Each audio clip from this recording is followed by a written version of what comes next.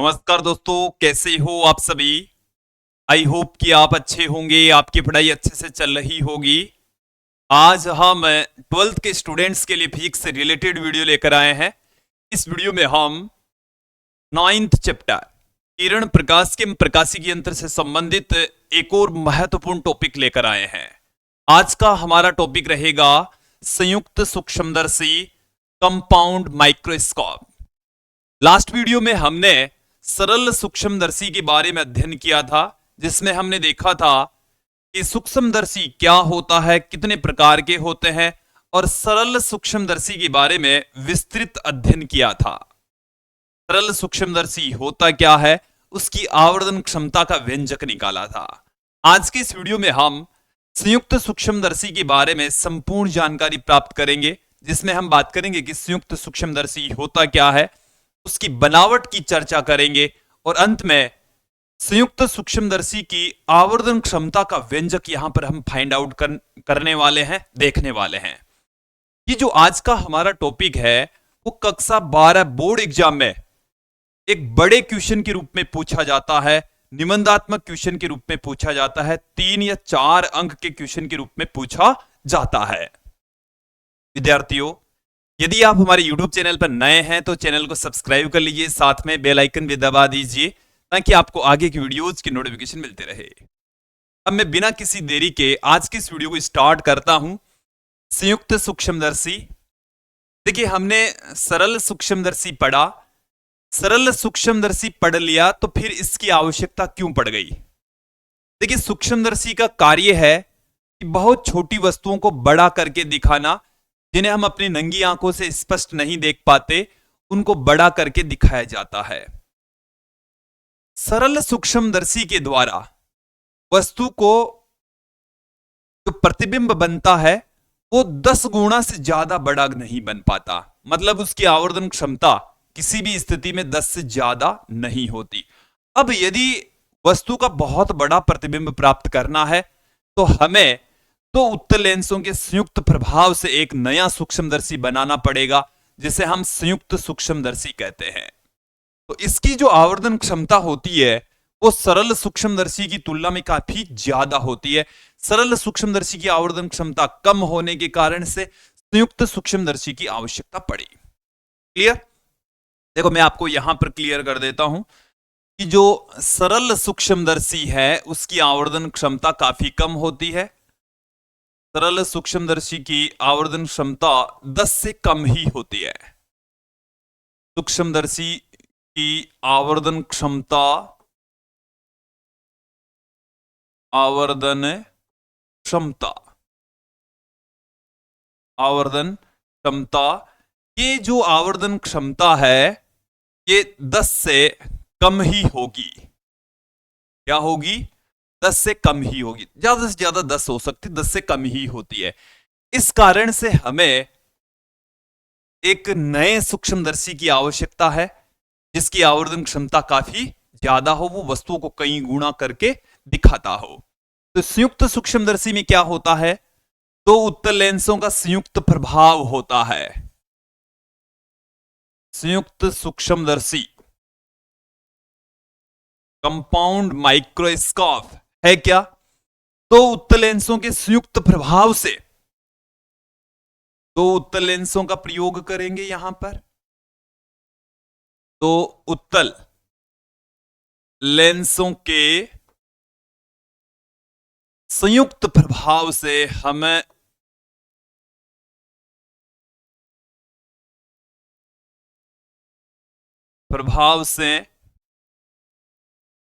नया सूक्ष्मदर्शी बनाते हैं, सूक्ष्मदर्शी का निर्माण करते हैं, बनाते हैं। इस कारण से इसका नाम पड़ गया है संयुक्त सूक्ष्मदर्शी कंपाउंड माइक्रोस्कोप। ओके, अब देखिए कैसे निर्मित होता है। इसमें इस तरीके के दो उत्तल लेंस होंगे, एक ये उत्तल लेंस है, एक ये उत्तल लेंस है। दो उत्तल लेंस होता है और इधर हमारी नेत्र होती है, मतलब अपना जो प्रकाशिक उपकरण है 576 मेगापिक्सल वाला प्रकाशिक उपकरण, जिसकी सहायता से हम पास की तथा दूर की दोनों वस्तुएं देख सकते हैं। हमारे शरीर में मौजूद प्रकाशिक उपकरण, जिसको मानव नेत्र या आंख कहते हैं, वो इधर होगी। ठीक है, इधर वस्तु होती है। इधर क्या होती है? वस्तु। इन चीजों को समझ ले। वस्तु की ओर वाले लेंस को हम अभिदर्शक लेंस कहते हैं। देखो, इन चीजों को क्लियर कर लीजिए। इसको हम क्या कहेंगे? अभिदर्शक लेंस। और जो आंख की ओर होता है उसको नेत्रिका कहा जाता है, आई लेंस कहा जाता है। इसके सेंटर को हम ई से पुट करेंगे और इसके सेंटर को ओ से पुट करेंगे। ऑब्जेक्टिव लेंस, इसके प्रकाशिक केंद्र को ओ से, इसके प्रकाशिक केंद्र को ई से लिखेंगे। इतनी चीज क्लियर हो जानी चाहिए। अब जो वस्तु है वो कहां रखी जानी है? इसके इधर वाले फोकस से अधिक दूरी पर रखी जानी है। इसके इधर वाले फोकस से अधिक दूरी पर रखी जाएगी, फोकस बिंदु से दूर की ओर, या हम कहेंगे ऐप और 2F के बीच में रखेंगे। इधर ऐप है इसका और इधर 2F है, इनके बीच में वस्तु रखी जाएगी। ओके, अब इस वस्तु का प्रतिबिंब इधर बनेगा, वास्तविक प्रतिबिंब बनेगा, उल्टा बनेगा और वस्तु से बड़ा बनेगा। ठीक है,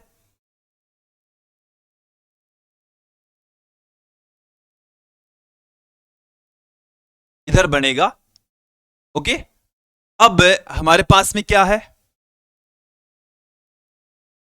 अब इस प्रतिबिंब, ये जो प्रतिबिंब बना, देखो इन चीजों को क्लियर करें। यहां से इस वस्तु का प्रतिबिंब यहां पर बनेगा, ए डेस बी डेस। अभी मैं एकदम एक्यूरेट चित्र आपको बताऊंगा, किरण आरेख आपको बताने वाला हूं, जिसे आप बेटर तरीके से समझ सके। ए डेस बी डेस, यहां पर उल्टा प्रतिबिंब बनेगा, वास्तविक प्रतिबिंब बनेगा। ये जो प्रतिबिंब है, ये जिस अभिदर्शक लेंस के द्वारा बना जो प्रतिबिंब है, वो नेत्रिका के लिए, इसके लिए तो ये क्या है? आभासी बिंब का काम करेगा। और इसके लिए ये क्या है? ये प्रतिबिंब है। विद्यार्थियों, इन दोनों को समझ लीजिए कि जो अभिदर्शक लेंस है उसके द्वारा जो प्रतिबिंब बनता है वो नेत्रिका के लिए आभासी बिंब का काम करेगा और इसी से ही नया प्रतिबिंब निर्मित होगा। इसी की सहायता से हम क्या करेंगे? एक नया प्रतिबिंब बनाएंगे और वो नया प्रतिबिंब इधर बनेगा, A double dash B double dash से उसको हम पुट करेंगे। ठीक है, तो फाइनल जो प्रतिबिंब है वो इधर बनेगा, वस्तु के सापेक्ष से उल्टा बनेगा, आभासी बनेगा और बहुत बड़ा बनेगा। ये चीजें हैं, जानकारियां हैं, वो मैं आपको बताता जा रहा हूं। आप पुट करते जाइए। आप हमारे नोट्स की हेल्प ले सकते हैं। नोट्स के लिए आप देखिए हमारी एप्लीकेशन पर जाकर विजिट कर सकते हैं। ये हमारी एप्लीकेशन आपको गूगल प्ले स्टोर पर मिल जाएगी। इसके साथ में मैंने इस वीडियो के डिस्क्रिप्शन में भी इसकी लिंक दे रखी है। आपको हमारी एप्लीकेशन पर हैंड रिटन नोट्स, यदि आप कक्षा 9 से 12 तक किसी भी क्लास में हो, आपको हैंड रिटन नोट्स मिल जाएंगे। वीडियोस के कोर्स इसके ऊपर अवेलेबल हैं। आप जाकर विजिट कीजिए, देखिए और अपने मन पसंदीदा कोर्स को चूज कीजिए, बहुत ही कम प्राइस में, वाजिब प्राइस में। ओके, अब मैं वापस लिए चलता हूं आपको अपने आज के इस टॉपिक पर। मैं किरण आरेख आपके सामने रखने वाला हूं। चलिए उस किरण आरेख का डायग्राम में यहां पर स्टार्ट कर देता हूं। ये मैंने मुख्य सबसे पहले निर्मित कर ली है। अब आप यहां पर ध्यान देंगे, ये मैंने निर्मित कर लिया है अभिदर्शक लेंस। अभिदर्शक लेंस का द्वारक छोटा, मतलब इसकी साइज क्या होगी? छोटी। जो मैं बोल रहा हूं उसको आपको ध्यान में भी रखना है और देखते भी रहना है। और जो नेत्रिका लेंस है उसका द्वारक क्या होता है? बड़ा। का द्वारक क्या होगा? बड़ा होगा। ओके, ये हमारे पास में है नेत्रिका, सॉरी नेत्रिका नेत्र की ओर होगी। यह है अभिदर्शक, इस अभिदर्शक की ओर ही हम वस्तु को रखेंगे। ये हमारे पास में है नेत्रिका, जो कि नेत्र की ओर होती है।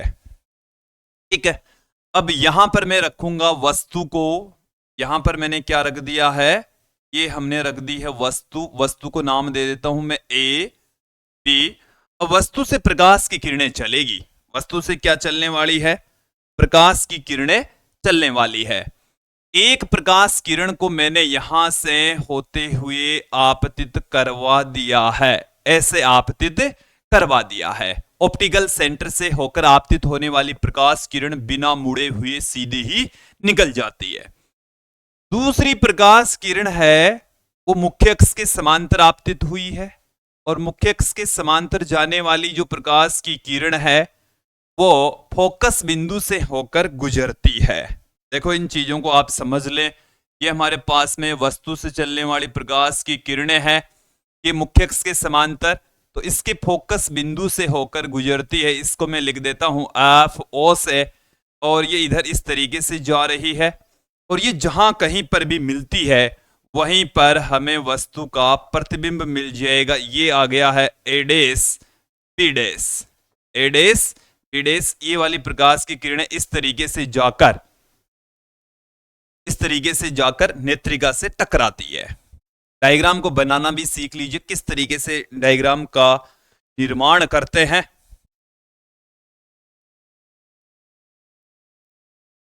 मैं यहां पर इस तरीके से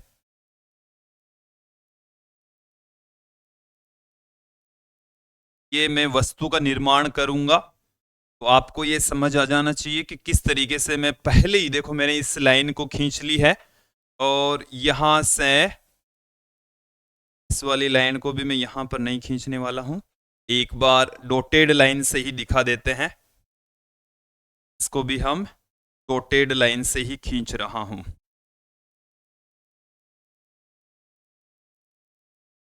और यहां से एक और डॉटेड लाइन ले रहा हूं मैं इस तरीके से।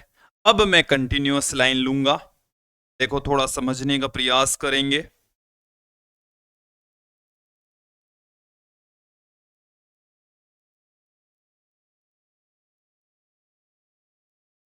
ये ऐसे है,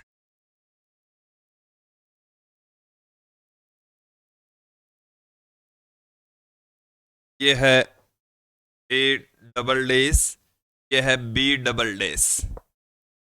चलिए एक बार डायग्राम देख लीजिए, क्या है, कैसा डायग्राम है।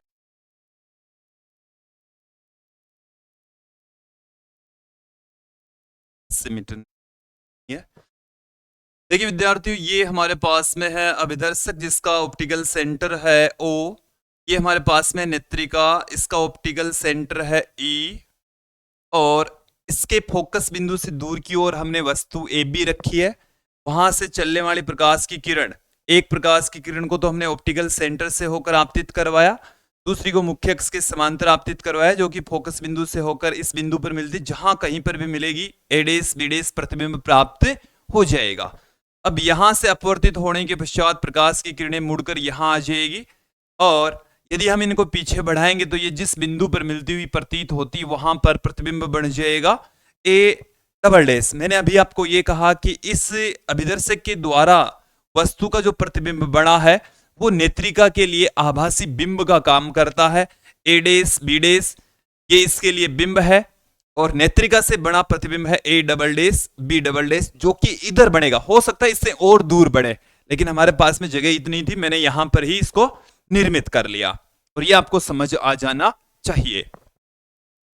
अब देखो मैं यहां पर क्या कर रहा हूं, ये वाला जो एंगल है इसको मैं लिख रहा हूं बीटा से, इसको मैं किससे पुट कर रहा हूं, बीटा से। और जो वस्तु है ऐसे वस्तु है, और इस वस्तु के द्वारा आंख पर बना जो कोण है वो भी थोड़ा सा समझ लीजिए। यहां पर अपना मानव नेत्र है, यहां मौजूद है, और इस तरीके से मौजूद है। ये हमारे पास में है ए बी, और यहां से यहां तक की जो डिस्टेंस है वो डी है, और ये हमारे पास में है अल्फा। ओके, एक बार देखिए डायग्राम को पुनः समझ लें। ये हमारे पास में वस्तु है ए बी, और इस वस्तु ए बी के द्वारा आंख पर बना जो कोण है वो है अल्फा, जो कि न्यूनतम स्पष्ट दूरी डी के ऊपर रखी हुई है। अब यहां पर हमारी जो नेत्र है वो यहां मौजूद है, इस जगह पर अवस्थित है, यहां से इस नेत्र के ऊपर बना हुआ जो एंगल है इसको आप एक बार देख लीजिए, समझ लीजिए। इस नेत्र के ऊपर कितना एंगल बनता है, कितना एंगल बनेगा, उतना ही बनेगा जितना इस लास्ट वाले प्रतिबिंब के द्वारा ई पर बढ़ता है। मतलब ये वाला एंगल बीटा, तो ये वाला एंगल भी बीटा आप ले सकते हैं, कंसीडर कर सकते हैं, ज्यादा डिफरेंस नहीं है। तो मैंने यहां पर क्या है, यहां पर एंगल बीटा बनता है, उसकी बजाय यहां पर ही बना दिया है। इसको आप समझ लें। अल्फा और बीटा क्या चीज है, लास्ट वीडियो में वैसे हमने देखा था। और ये होता है, अल्फा होता है वस्तु के द्वारा नेत्र पर बना दर्शन कोण, या आप सीधा कोण कह दीजिए। तो वस्तु के द्वारा आंख पर बना जो कोण है उसको हम अल्फा से लिख रहे हैं, जो कि न्यूनतम स्पष्ट दूरी पर रखी हुई है।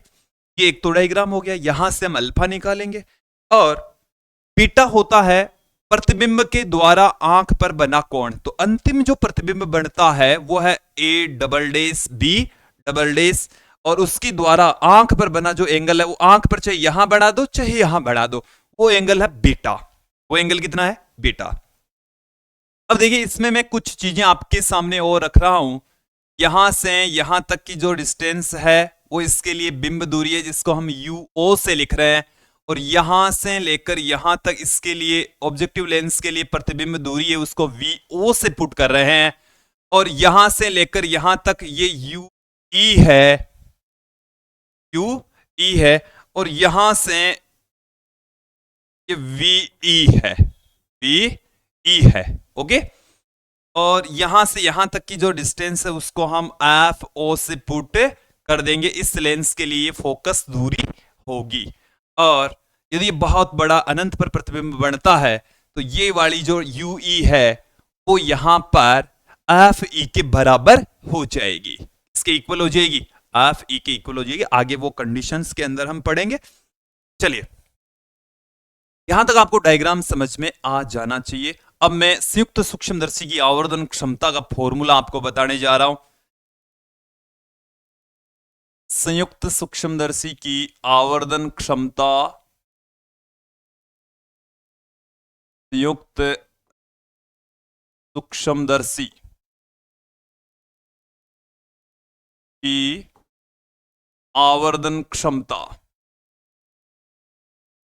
आवर्धन क्षमता, संयुक्त सूक्ष्मदर्शी की जो आवर्धन क्षमता है तो हम कैपिटल एम से लिखते हैं, जो कि बीटा अपॉन अल्फा के बराबर होती है।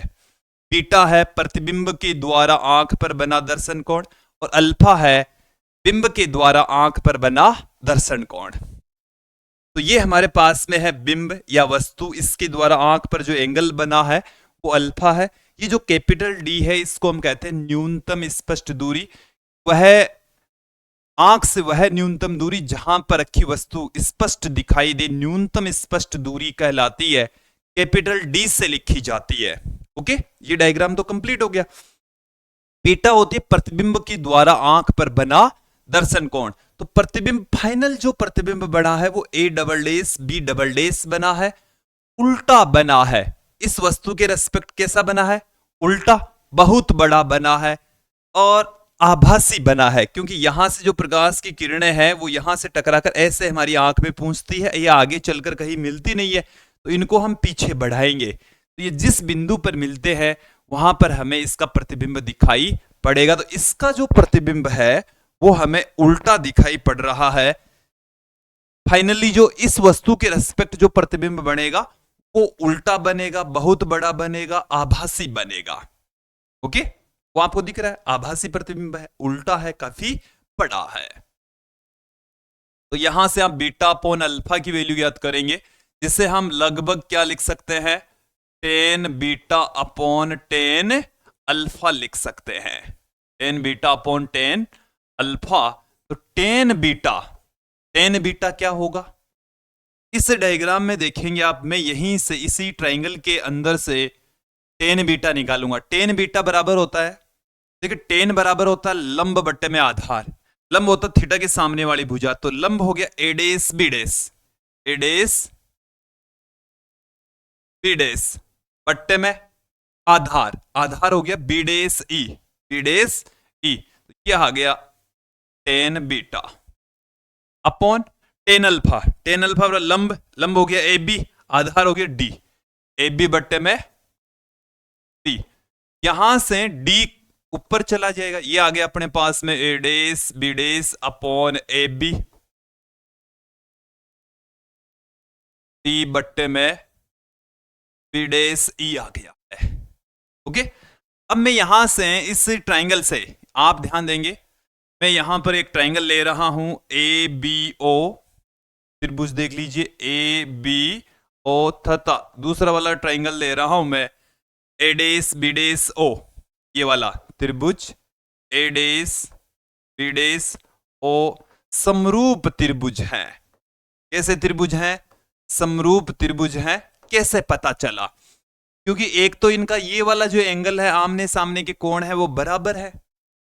ये वाला कोण और ये वाला कोण दोनों क्या है? बराबर। एक ये कोण 90 डिग्री, ये कोण 90 डिग्री, तो त्रिभुज के अंदर दो कोण बराबर है तो तीसरा कोण ऑटोमेटिकली बराबर हो जाएगा। तीनों कोण बराबर है तो समरूप त्रिभुज होंगे, और समरूप त्रिभुज है तो उनकी भुजाओं का अनुपात बराबर होगा। तो ये दोनों त्रिभुज समरूप है तो इनकी भुजाओं का अनुपात क्या होगा? बराबर। तो इसकी ये वाली भुजा अपॉन ये, तो A dash B dash upon A B बराबर इसकी यहां से यहां तक की distance B dash O, B dash O बट्टे में इसकी ये वाली भुजा बी ओ।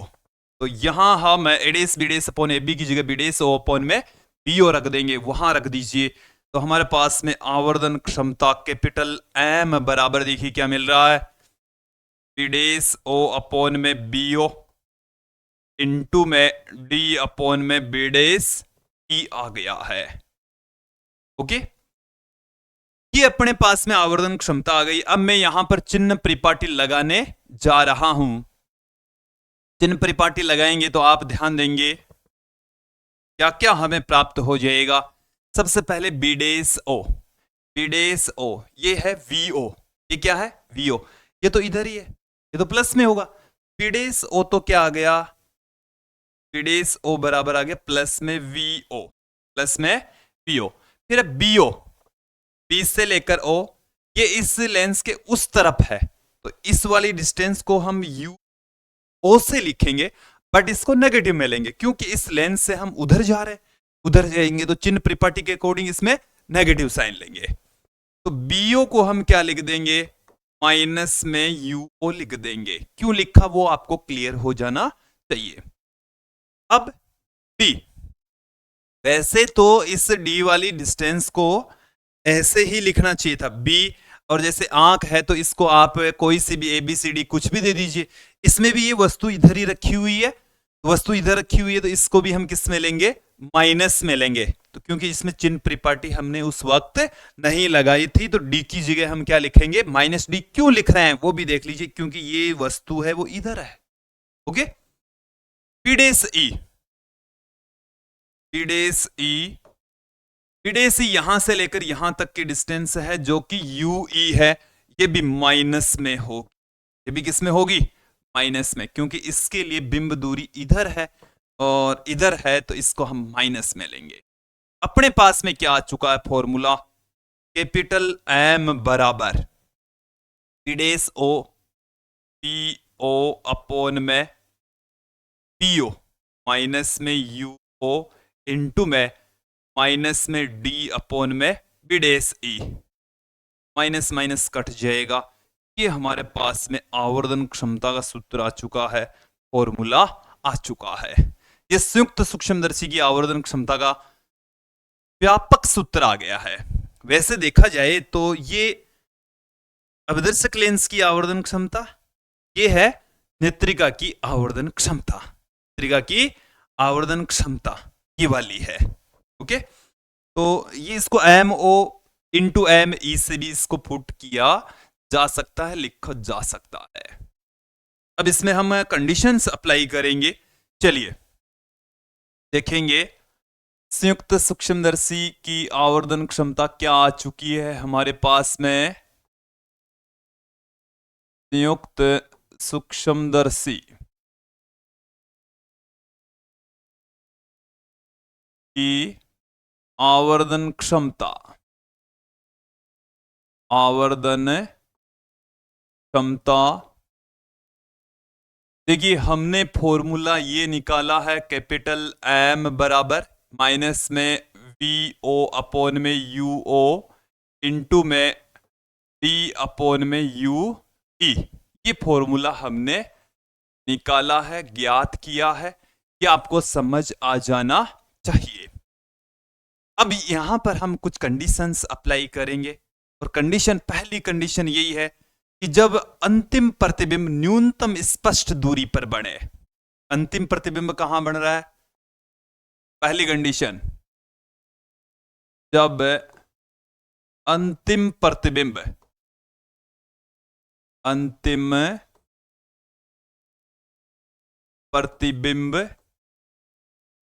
न्यूनतम स्पष्ट दूरी पर बने। न्यूनतम स्पष्ट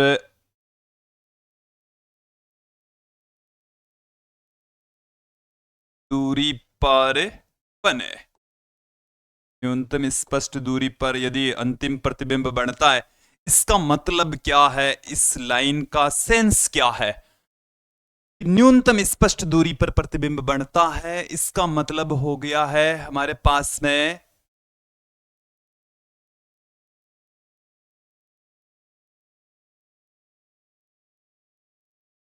u का जो मान है यू ई, वो तो हमारे पास में माइनस में यू ई, और v का जो मान है वो हमारे पास में है माइनस में d। प्रतिबिंब कहां बनेगा? न्यूनतम स्पष्ट दूरी पर, और न्यूनतम स्पष्ट दूरी को हम कैपिटल D से पुट कर रहे हैं। किससे लिखा जा रहा है? कैपिटल D से पुट किया जा रहा है। अब देखिए लेंस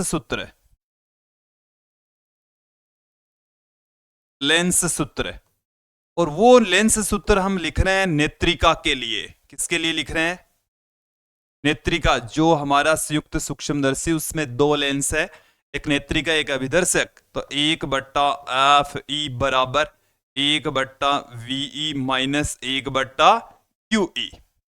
वैल्यू रख दीजिए 1/1 में FE बराबर PE की जगह हम पुट कर देंगे माइनस में D, और QE की जगह पुट कर देंगे माइनस में UE। माइनस माइनस प्लस हो जाएगा, माइनस माइनस क्या हो जाएगा? प्लस। इसको बराबर के इस तरफ भेज देंगे,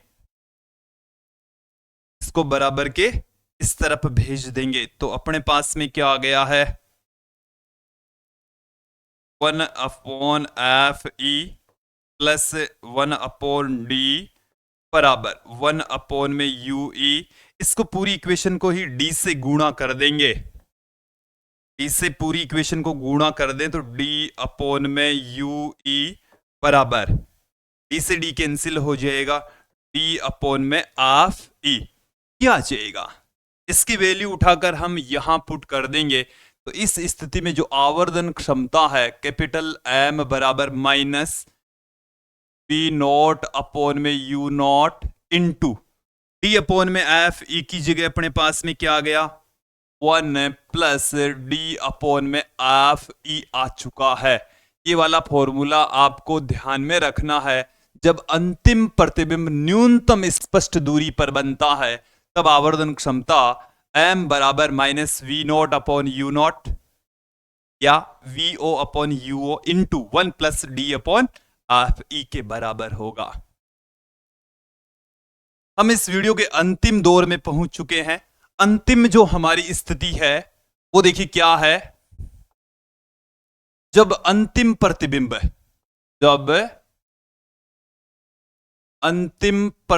अनंत पर बने। अंतिम प्रतिबिंब कहां बने? अनंत पर बने। अनंत पर बने तो देखिए क्या हो जाएगा? QE की जगह तो माइनस UE रखना है, PE की जगह अब की बार माइनस में इंफिनिटी रखना है। रख दीजिए 1/FE बराबर 1/VE माइनस 1/UE।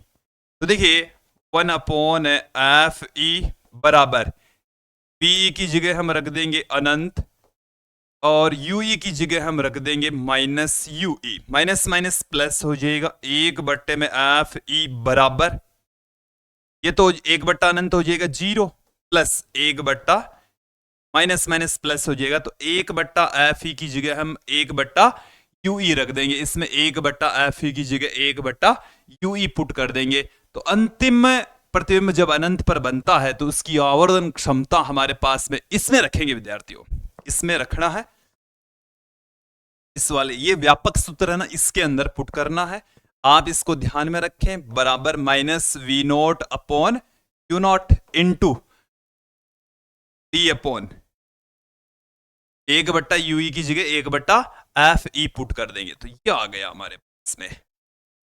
एक बार पुनः लिख देता हूं, minus v naught upon u naught into d upon f(e).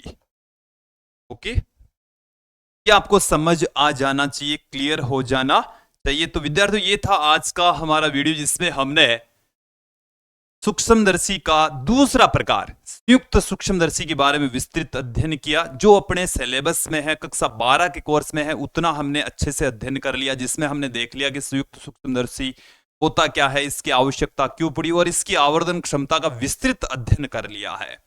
आज की इस वीडियो में इतना ही। नेक्स्ट वीडियो में हम अगला टॉपिक दूरदर्शी टेलीस्कोप लेकर लौटेंगे, जिसमें हम टेलीस्कोप के 2 प्रकार है, एक एक करके दोनों प्रकार यहां पर हम देखने वाले हैं, समझने वाले हैं। आज की इस वीडियो में इतना ही। धन्यवाद दोस्तों।